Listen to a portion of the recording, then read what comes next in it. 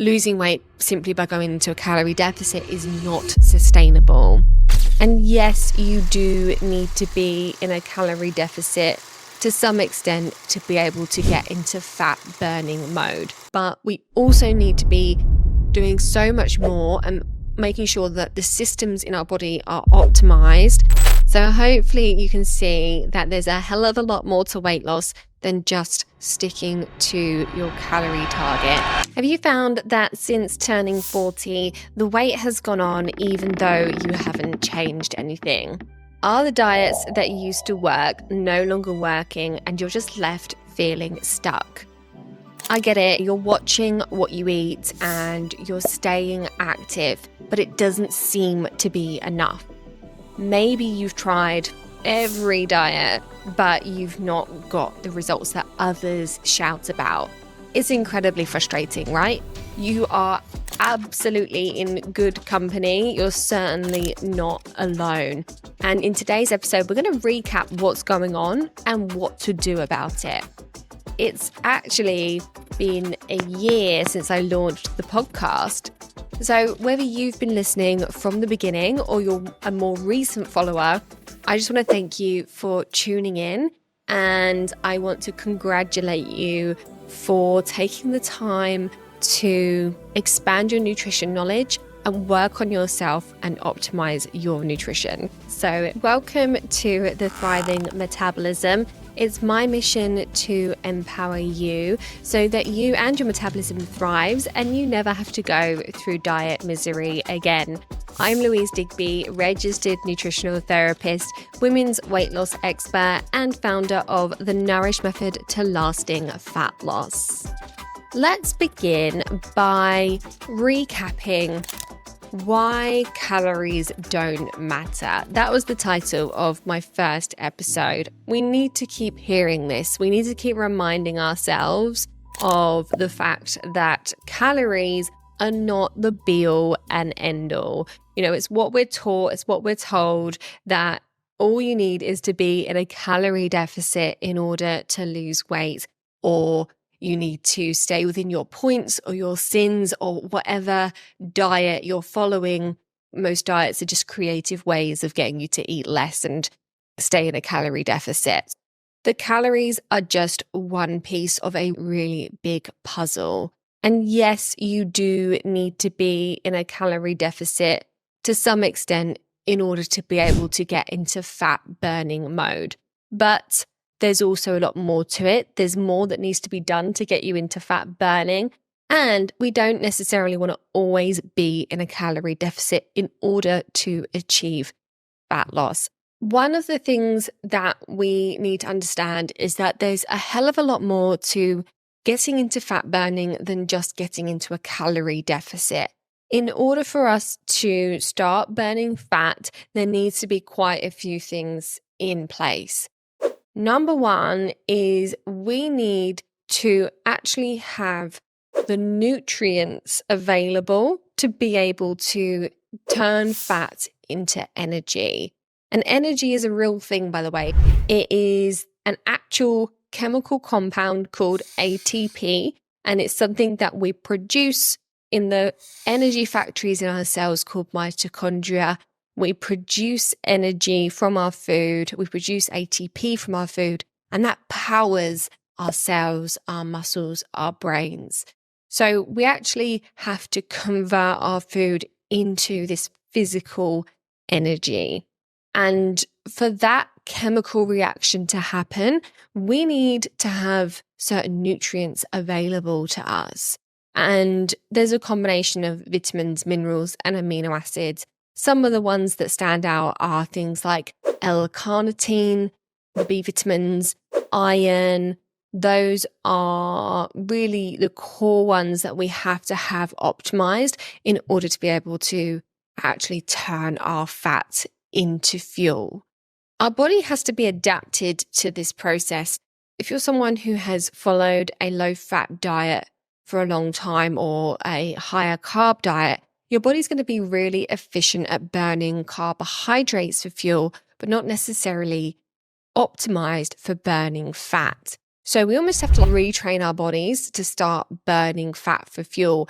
And having those nutrients available is one of the ways that we can do this, but also just allowing our bodies to use fat for fuel more often. And that means having some fat in the diet rather than trying to minimize the amount of fat, which is often what happens on diets, because gram for gram, fat is higher in calories than carbohydrates and protein. So any diet that is focused on reducing your energy intake or reducing your calorie intake is almost certainly going to be a low fat diet. And that's not ideal, because we do need to have fats in our diet. We need to be fat adapted and get our bodies used to being able to burn fat. But we also need fat to make our hormones and keep our cell membranes healthy. So if you're following a low-fat diet, or you have followed a low-fat diet for a long time, just know that we need to have fat in the diet, and our bodies might take a little bit of adjusting to get used to actually using fat for fuel again. Another thing that needs to be in place for us to be able to burn fat efficiently and lose weight is our metabolisms need to be running efficiently. And one of the key things that's involved in that is your thyroid function. So if your thyroid is running slowly, sluggishly, then you're going to be burning calories, burning fat at a slower rate. Sorting out your thyroid is one of the key things that need to be done if it is not optimal. And I've spoken about thyroid in previous episodes in quite a lot of detail, and I encourage you to go back and listen to those episodes, because what we're told about how our thyroids are functioning is not accurate. You go to the doctors, you get your thyroid tested, and most women are told that it's normal and there's nothing to worry about. It's not your thyroid causing the problem. But actually, I can't tell you how many times we have women come into the Nourish method, and we either look at the results that their doctors have gained from doing blood tests, or we do our own blood tests and look at the thyroid in much more detail. And we find that actually it's not optimal. There's a very big difference between your thyroid being normal and being optimal. And often we find people who, all right, their thyroid function is normal, but it isn't optimal. And also, oftentimes we have people come in who have a really poorly functioning thyroid, but they've been told it's normal, or they've been told that they're being medicated and it's all sorted, but that so often is not the case. And if your thyroid isn't functioning optimally, you are not going to be burning calories efficiently. You're going to be struggling to shift the weight. So that is always a top priority, to make sure that your metabolism is running fast enough. Another big part of making sure that you are able to burn fat and that you are having a healthy metabolic response to food is having enough muscle mass. As we get older, as we get past the age of 35, if you don't use it, you lose it, and your muscle mass will start to reduce more rapidly. We have to be taking steps to maintain our muscle mass, because muscle is metabolically active, and the less muscle you have, the fewer calories you burn at rest. So more muscle means that we burn more calories at rest, not just when we're exercising, but when we're resting as well. Making sure that we are focusing on our muscle health and prioritizing being strong is actually a game changer for so many women, because so many focus on the cardio and going for the maximum calorie burns in their workouts. And we tend to associate endurance athletes with being really slim. So we tend to gravitate towards doing loads of cardio when we want to slim down. But actually, it could be really counterintuitive, because doing too much cardio or doing workouts that are too intense can really drive up your stress hormones, and that can make you put on weight. Whereas if we instead focus more on building muscle, it's not going to drive up your stress hormones in the same way, and it's actually going to increase your basal metabolic rate, which means that you're going to burn more calories at rest, even while you're sleeping. So lots of muscle mass is really important. That doesn't mean that you need to get bulky. It doesn't mean that you need to turn into a bodybuilder. It just means that we need to maintain what we've got and keep our muscle nice and lean. As we get older, not only do we lose muscle mass, but we can become sarcopenic, which is where a lot of our muscle gets replaced with fat. And it might look like you've still got the same muscles that you used to have. But what we find is that when people have a scan that looks at like a cross section of their muscle mass, rather than having nice lean muscle, they have streaky muscle. So if you think about what like streaky bacon looks like, it's basically the muscle tissue that is streaked with fat. That's what our muscle starts to look like. But what we want is to have lean muscle without the streaks of fat in there. So that's what we mean when we talk about lean muscle. Another really big thing that I talk about all the time is your hormones. It's your hormones that control whether you're in fat burning mode or fat storage mode.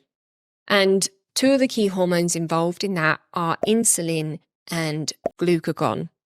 Insulin is our fat storage hormone, and we produce more of it when our blood sugars are raised. What that means is that if your diet isn't quite balanced, and if we're not eating in a way that allows a slow, steady release of energy, then we can end up producing more insulin, which means that we sweep more sugar into our cells, which means that we end up doing more fat storage if we're taking in more energy or sugar than we actually need. Insulin is something that as we get older and as our estrogen levels drop through perimenopause, we become less sensitive to the effects of insulin. So we end up having to produce more of it. And that can be one of the reasons why we start to develop a little bit of weight gain around the middle. Hormones are very much involved in that fat storage around the middle, particularly as we get older and progress into our 40s and 50s. There's also the change in our sex hormones. I mentioned estrogen there, and as we progress to the later stages of perimenopause, our estrogen levels tend to drop. Our progesterone levels also tend to drop. Testosterone can drop as well. So the sex hormones change significantly, and that's normal, but that can be exaggerated, sometimes sped up a little bit by stress hormones. And stress hormones can come from stress itself, but it can also come from over-exercising, under-eating, physical pain, lack of sleep.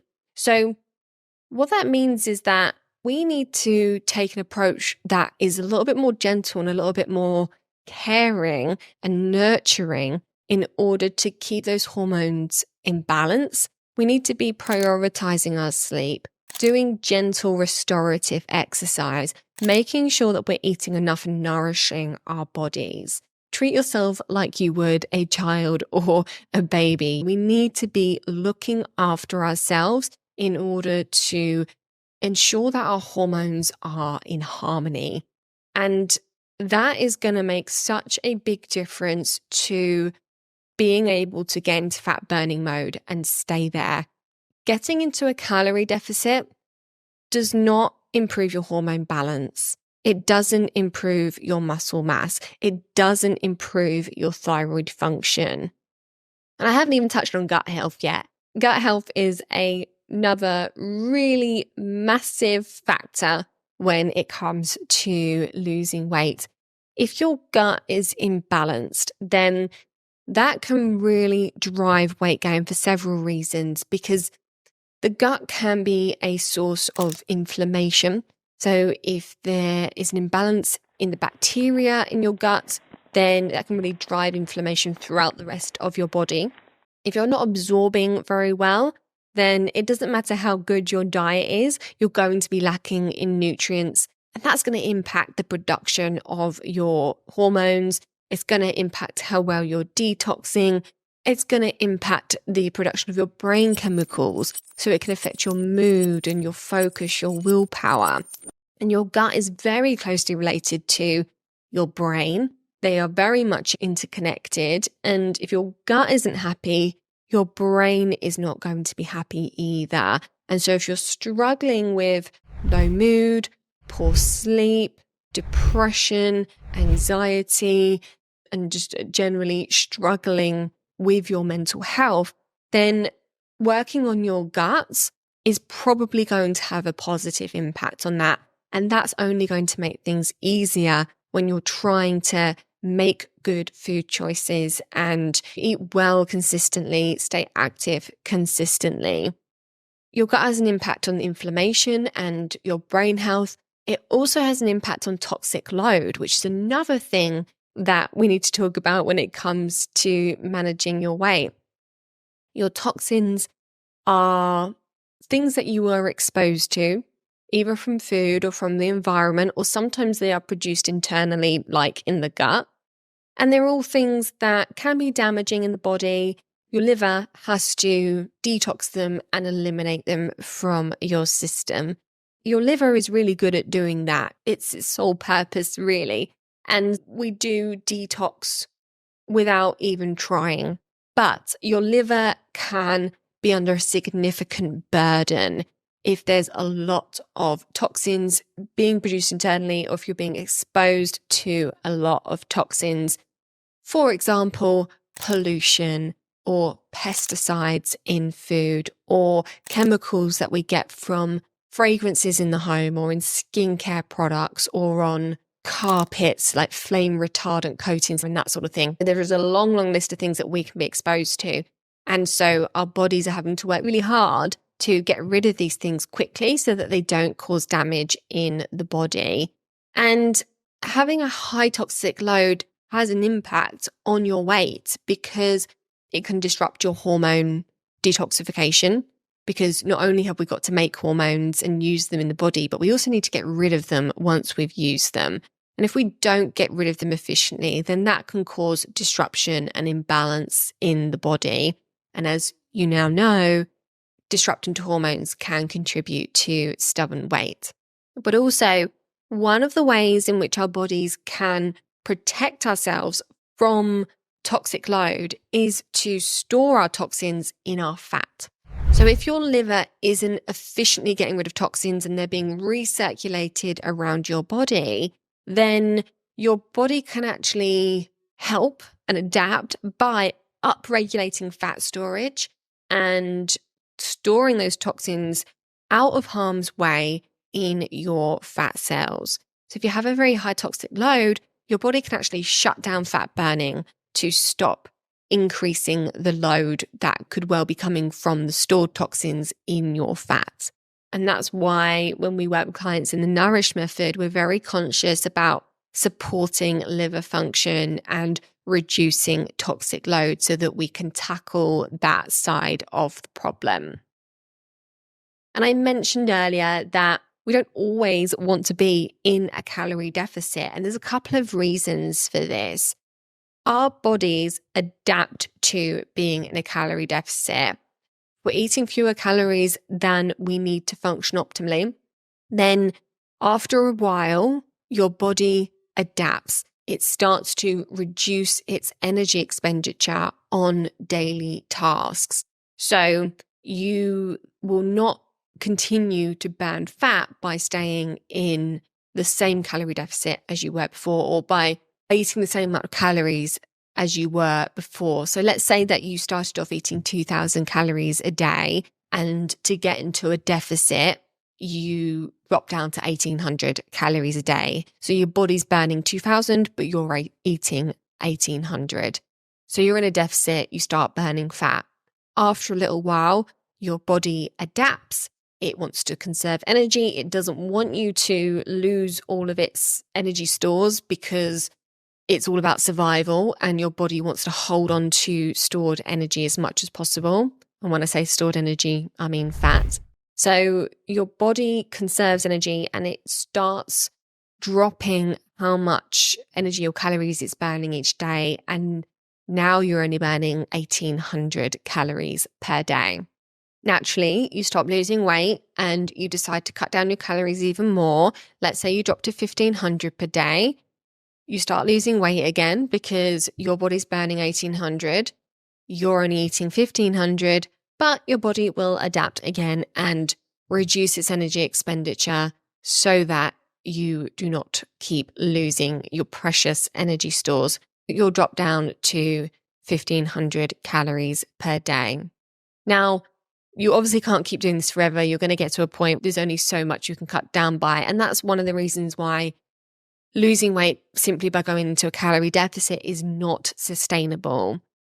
The reason why this happens is because your body wants to not starve. Your body doesn't want to waste away. So for survival, it's important that it holds on to those fat reserves. Your body will adapt its daily processes. Your thyroid function is a big part of that in order to prevent you burning away too many of your energy stores. But also, whilst you're in this calorie deficit, not only are you burning your fat, but you're also burning muscle.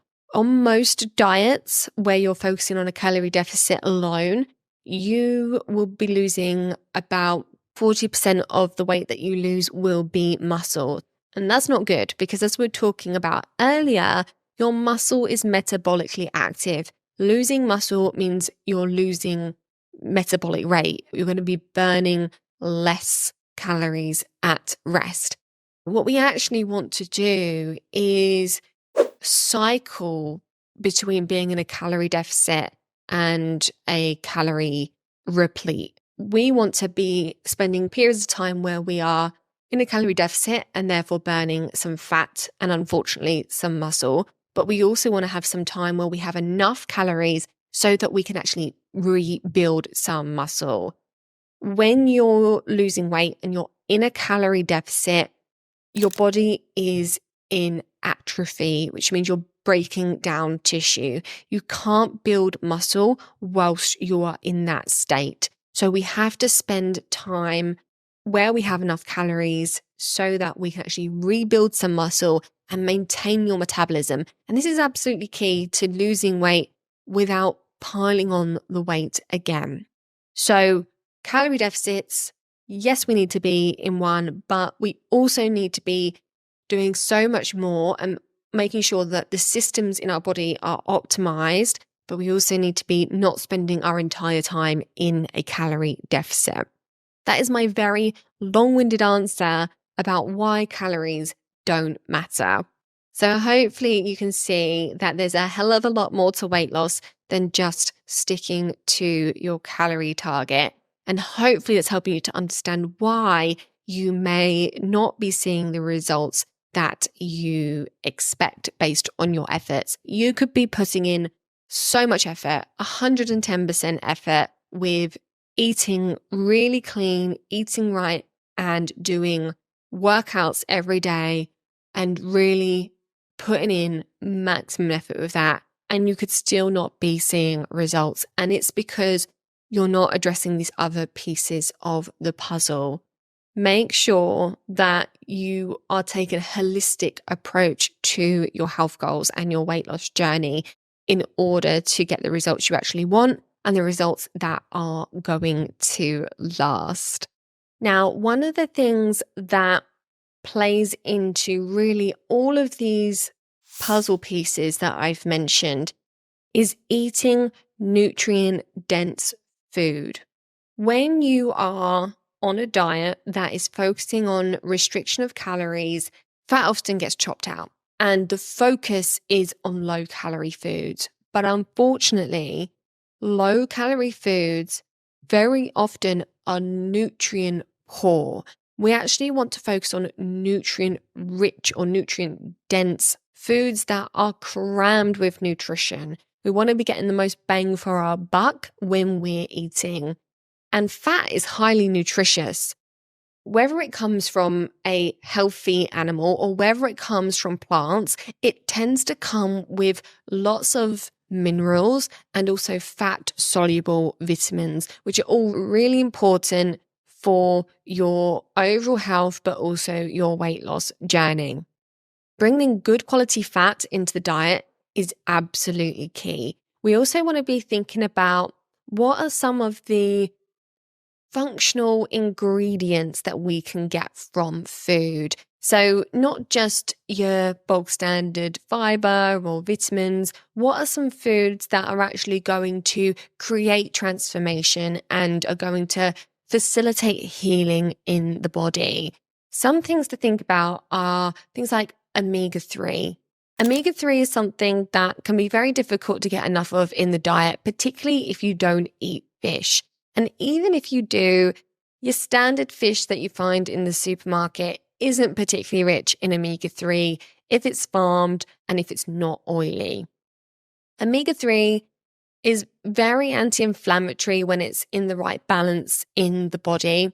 It's really good for our hormones. It's great for the brain. It's great for the heart. It's great for your blood vessels, for the skin, and I could go on and on. There are so many health benefits associated with having enough omega-3. So that is a really functional ingredient. If we can get more of it in the diet by eating wild oily fish or other things like flax seeds, hazelnuts, walnuts, hemp seeds, or maybe a fish oil supplement, that is going to be a really helpful nutrient to boost in your diet.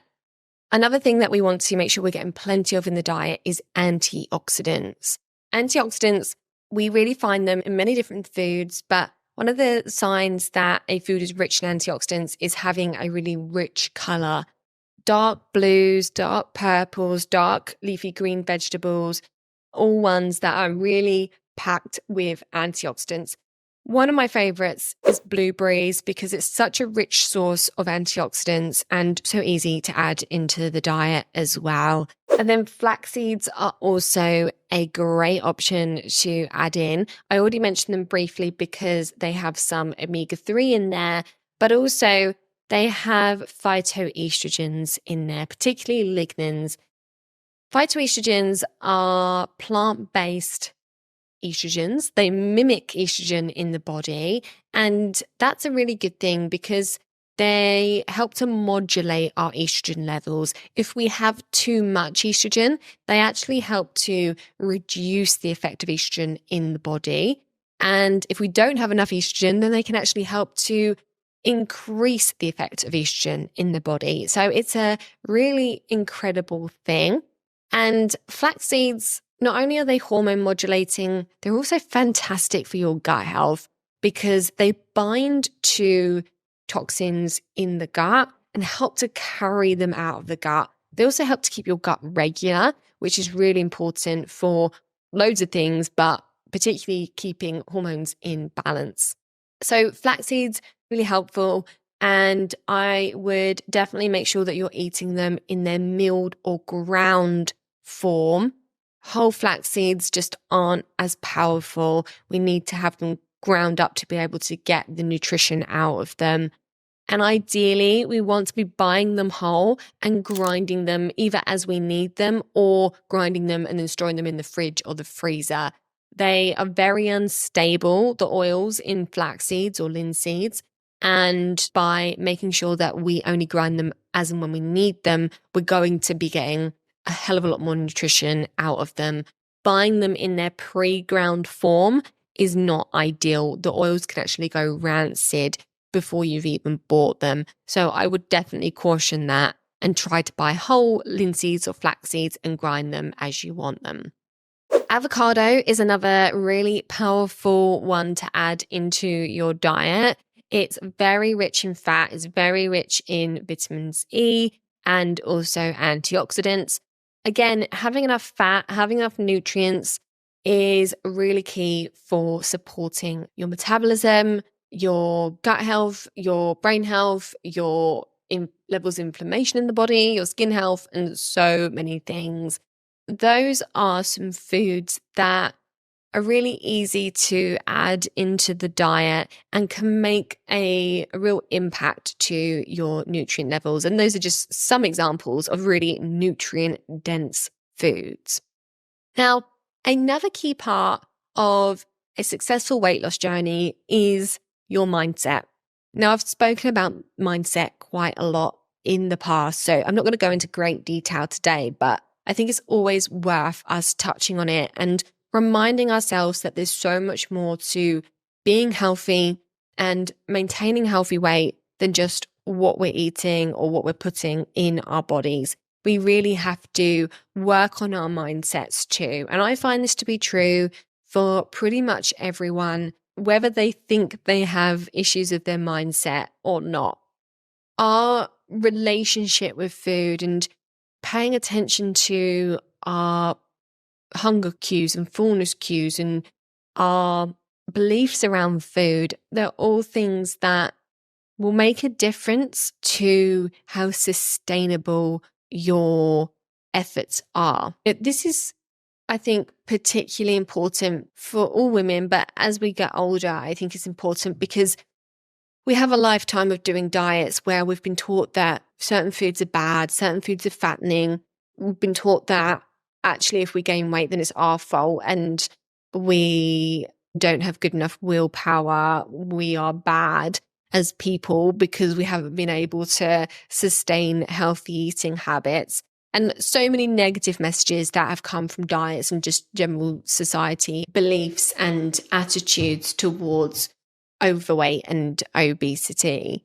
We need to recondition ourselves to let go of those beliefs and the conditioning that we've had from previous diets, because all of that sets us up for failure. There's a reason why the diet industry is so profitable, and it's because diets don't work in the long term and they really feed off of telling people that they are fat and they are lazy and they just need to try harder.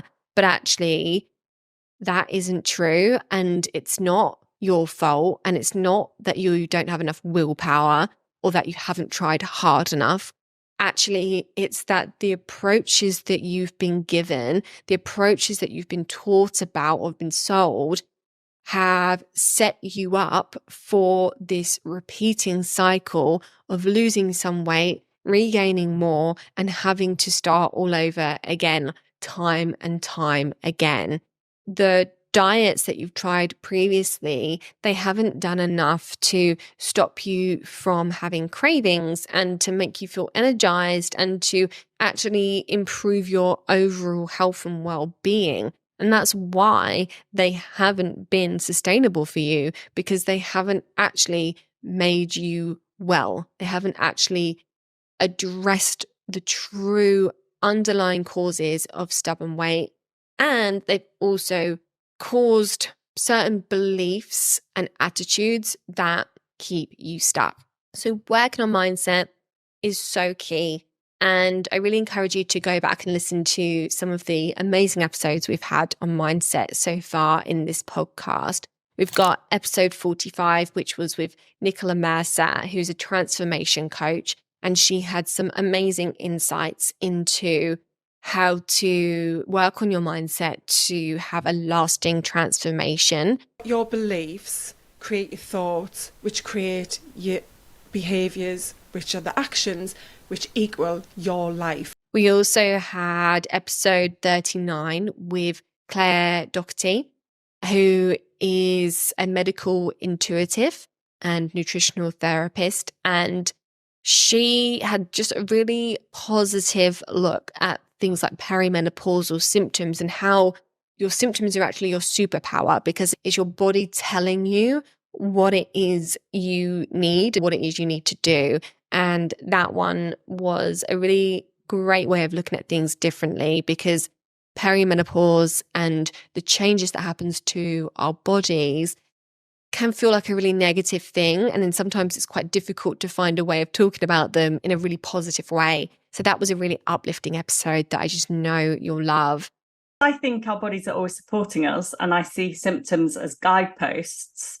I see that, the perimenopause is this transition where we're going from the middle stage of the triple goddess archetype, the mother, into the crone archetype, which is the final stage of life. And then I've also done episodes on how to ditch the all or nothing and the perfectionism that is so toxic and keeps us stuck. That was episode 16. And then episode 3 was all about healing your relationship with food. So if you've not yet done work on your mindset, or you feel like there's more for you to do, those are some really great episodes to tune into to help you get started.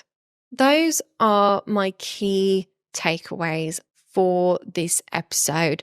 Make sure that you're not just focusing on a calorie deficit and you are addressing this weight loss puzzle from every angle and that we've got all the pieces in place. We also want to make sure that we're working on our mindset so that those efforts that you're making, those changes that you're making, the habits that you're putting into place that are going to address all those various pieces of the puzzle are going to be sustainable. So the mindset goes hand in hand with the actual strategy, because if you don't get the mindset into a good place, if you don't work on your relationship with food, your relationship with yourself and your own body, then we're going to be prone to falling off the wagon and going back to where we started time and time again. So we have to have both the strategy and the mindset dialed in to get a real transformation and results that you actually want. So make sure you are taking a holistic and whole body approach to your weight loss goals. Thank you so much for tuning in. I really hope that you've enjoyed this episode and that it has been food for thought. If you have been listening to this podcast for a while and you haven't yet left a review, I would be so grateful if you could take just 1 minute to hop onto iTunes or Apple Podcasts and leave a very quick review. It's the only way that I know that you guys actually like this podcast. So I would be so grateful if you could just take 1 minute to do that. And feel free to reach out to me and let me know what you want to hear on the podcast. You can do that by finding me on social media. Just search at Louise Digby Nutrition, or you can email me by emailing louise@louisedigbynutrition.com. If you feel like you need some more structured support, some more guidance, a bit more of a personalized approach to your weight loss goals, and you know that you need to understand your body better and you need to get to the root cause of what is causing your stubborn weight, and you want some help with that, then I am absolutely here for that. Make sure that you register for my upcoming web class. This is a jam-packed session where we are going to be digging into what it is that's keeping you stuck and the 3 steps that I use with my clients to help them to lose weight without restrictive dieting. So you can find the details of that in the show notes, and you can also find the details on my website, louisedigbynutrition.com. Even if you are listening to this podcast well after it's been released, you can still access the webcast because I run it regularly. Check it out, make sure you register, and I'll look forward to seeing you there and hopefully having a little bit of a chat and connecting with you there as well. It's online, it doesn't matter where you are. We work with women all over the UK, and all you do is tune in to Zoom and watch along. So I'll hope to see you there. Have a wonderful rest of your day, and I'll see you next time. Bye.